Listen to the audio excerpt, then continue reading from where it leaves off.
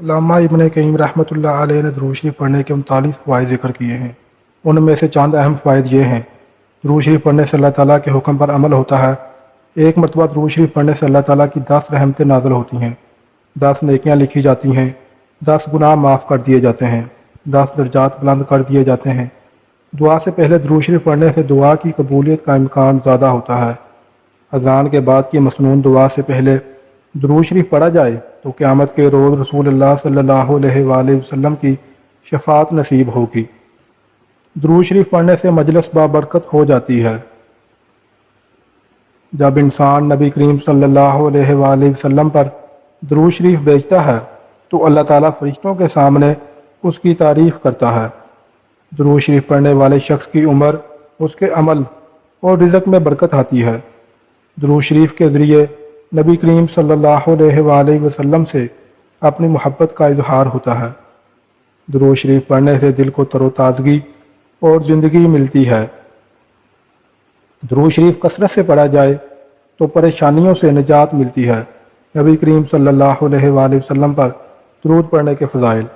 ابی بن کعب رضی اللہ تعالیٰ عنہ بیان کرتے ہیں کہ انہوں نے کہا، اے اللہ کے رسول صلی اللہ علیہ وآلہ وسلم، میں آپ صلی اللہ علیہ وآلہ وسلم پر زیادہ درود پڑھتا ہوں، تو آپ صلی اللہ علیہ وآلہ وسلم کا کیا خیال ہے کہ میں آپ صلی اللہ علیہ وآلہ وسلم پر کتنا درود پڑھوں؟ آپ صلی اللہ علیہ وآلہ وسلم نے فرمایا، جتنا چاہو۔ میں نے کہا چوتھا حصہ۔ آپ صلی اللہ علیہ وآلہ وسلم نے فرمایا، جتنا چاہو، اور اگر اس سے زیادہ پڑھو گے تو وہ تمہارے لیے بہتر ہے۔ میں نے کہا آدھا حصہ۔ آپ صلی اللہ علیہ وآلہ وسلم نے فرمایا، جتنا چاہو اور اگر اس سے زیادہ پڑھو گے تو تمہارے لیے بہتر ہے۔ میں نے کہا دو تہائی۔ رسول اللہ صلی اللہ علیہ وآلہ وسلم نے فرمایا، جتنا چاہو اور اگر اس سے زیادہ پڑھو گے وہ تمہارے لیے بہتر ہے۔ میں نے کہا میں آپ صلی اللہ علیہ وآلہ وسلم پر درود ہی پڑھتا رہوں تو؟ نبی کریم صلی اللہ علیہ وآلہ وسلم نے فرمایا، تب تمہیں تمہاری پریشانی سے بچا لیا جائے گا اور تمہارے گناہ معاف کر دیے جائیں گے۔ ایک روایت میں ہے، تب تمہیں اللہ تعالیٰ دنیا اور آخرت کی پریشانیوں سے بچا لے گا۔ روز قیامت نبی صلی اللہ علیہ وآلہ وسلم کے سب سے زیادہ قریب وہی ہوگا جو سب سے زیادہ نبی کریم صلی اللہ علیہ وآلہ وسلم پر درود شریف بھیجتا تھا۔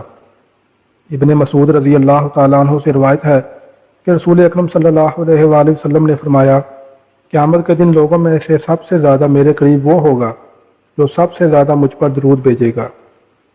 درود نہ پڑھنے پر وعید۔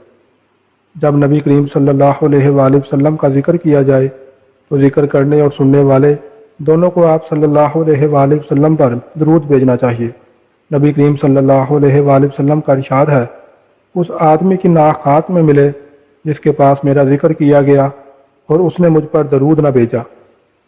نیز رسول اللہ صلی اللہ علیہ وآلہ وسلم نے ارشاد فرمایا، بخیل ہے وہ جس کے پاس میرا ذکر کیا جائے اور وہ مجھ پر درود نہ بھیجے۔